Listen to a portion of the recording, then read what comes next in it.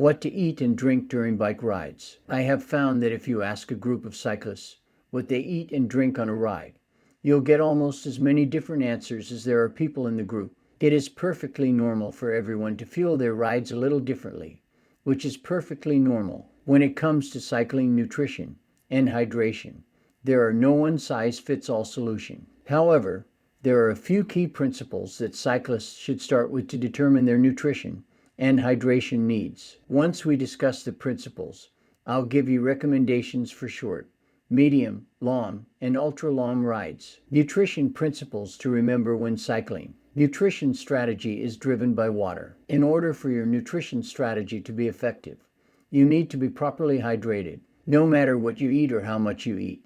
If you are dehydrated, those calories will either make it to your working muscles more slowly or stay in your gut long enough to cause nausea. A dehydrated state slows down the gastric emptying process and slows the motility of the intestines. It is a small detriment at first, but if you are dehydrated, it becomes progressively worse. High-intensity exercise is fueled by carbohydrates. The time and place to train with low carbohydrate stores is not the same for everyone. In contrast, when it is time to work hard during interval workouts or competitions, those high-intensity efforts are fueled by carbohydrate. When you do not have carbohydrate available, your power output, the ability to repeat hard efforts, and the likelihood of success all diminish. Cycling is an intermittent intensity sport, meaning that there are periods of low to moderate intensity that are fueled primarily by fat, as well as moments of high-intensity activity that require carbohydrates. Also, interval workouts that build the physical fitness necessary to make those high-power efforts possible are fueled by carbohydrates. Therefore, cycling nutrition during rides is influenced not only by the length of the ride, but also by the intensity demands. Don't overdo it on carbs. Based on the fact that most people can only absorb about 1 gram of carbohydrate per minute, the standard sports nutrition recommendation is 30 to 60 grams of carbohydrate per hour of aerobic exercise. It doesn't mean that you should always consume as much as you can possibly absorb. You should aim for the high end of the range, or train your gut to absorb up to 90 grams an hour when your rides are long or strenuous enough to deplete your carbohydrate stores. A rider's hourly kilocalorie output is a better indicator of carbohydrate intake. As a cyclist that rides with a power meter, I recommend consuming enough carbohydrates calories to replace 20–30% of the kilojoules you are burning per hour. As an example, 500 kilojoules per hour is a significant amount of energy expended by a medium-sized, moderately fit male cyclist jogging at a sustainable endurance pace. During rides longer than 90 minutes, I recommend this rider consume 1 to 150 calories of carbohydrate 25–37 grams per hour. If that same rider is racing, or in a fast group doing 800 kilojoules of work per hour, then 4–60 grams of carbohydrate per hour may be necessary. If, however, you don't have a way to monitor your kilojoules, don't concern yourself about what I just said. Just ride, snack, and drink following these simple suggestions. The risk of overeating outweighs the risk of undereating. If you are riding a bike, it is better to be a little hungry rather than to be overstuffed. Overeating is one of the most prevalent mistakes that I see during longer rides. If you eat more than you need or can process quickly, it means the food hangs around in your gut for too long. If that happens, you may feel nauseated, adding to the difficulty of the situation. The only remedy involves slowing down, cooling down, sipping water, and waiting. If you err on the side of being slightly hungry, you can quickly and easily get back to feeling great by eating carbohydrates. For example, if you are well hydrated, fixing a slight caloric deficit only takes about 10 minutes and about 25 grams of carbs. Calories and hydration should be separated. Carbohydrate-rich sports drinks can be very useful, but like everything else, there is a time and place for them. Consider how much you'll need to drink when choosing what to drink. Your hydration needs will increase dramatically in hot weather, but your ability to absorb carbohydrates will not. If your hydration is in your bottles and your calories are in your pockets, you can adjust your intake independently based on temperature and intensity. Keeping all of what I mentioned in mind, here is what you should eat and drink for any ride. Any length of ride can be fueled. Short rides up to 75 minutes. Hydration, plain water. Calories, none. When it has been 24 hours or more since your last strenuous workout,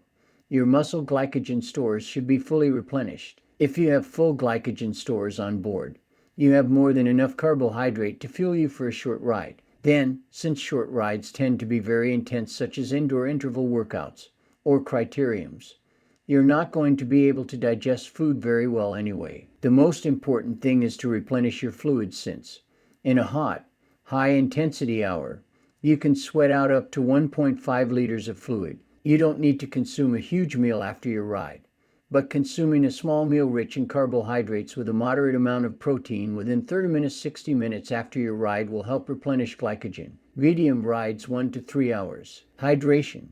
Water and electrolyte-rich sports drink. Calories 20 minutes, 30% of hourly energy expenditure if drinks. If energy expenditure is unknown, recommended caloric and electrolyte-rich sports drink. 8 intensity rides. Shift more to simple sugars from chewables or gels as intensity increases. Rationale for cyan electrolyte-rich sports drink. Veli shown to improve performance in intermittent intensity sports like cycling. Sustainable and electrolyte-rich sports drink I recommend and use fluid hydration. Hard efforts improves. After the ride, you'll definitely want a moderate drinks I use and recommend fluid hydration. And fat within 60 minutes after the ride. Save recovery drinks for rides that accumulate more than 15 kilojoules of work, or for times when you will be training hard again within the same day or less than about 18 hours. Long rides 3 to 6 hours. Hydration. Prefer an electrolyte-rich sports drink from hydration when anticipating hot weather or high intensity. Calories 20 to 30% of hourly energy expenditure. If energy expenditure is unknown, recommended caloric and electrolyte-rich sports drink. And sports nutrition bars I recommend Pro Bar Bite. Save the chewables and gels for the last third of the ride. After the ride, electrolyte-rich sports drink with a carbohydrate-rich recovery drink if you're not going to be able to get a meal right away.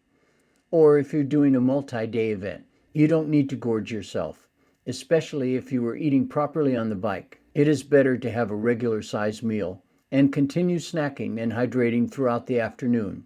Evening. Consider a pre-bedtime snack to fuel muscle protein from hydration when anticipating hot weather or high intensity. Calories 20 to 30% of hourly energy expenditure if known.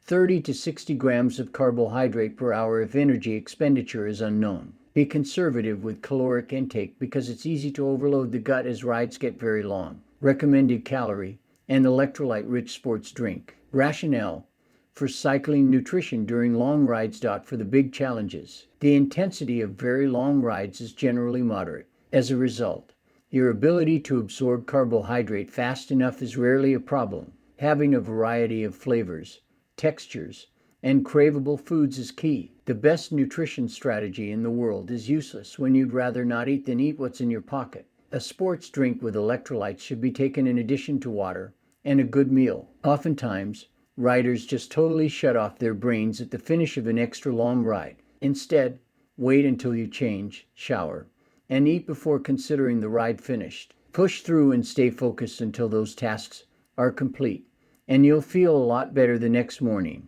Consider a pre-bedtime snack to fuel muscle protein synthesis overnight. As I started this video saying, we're all different in our needs and what we take on a ride. I would be interested in what you have found when you are out on a ride. Please let me know in the comments, as well as ask any question you have about this video. If you haven't subscribed, please do so to be reminded when I post a new video. Thanks for watching, and I hope to see you on the roads and trails. This has been Gary's Resolve.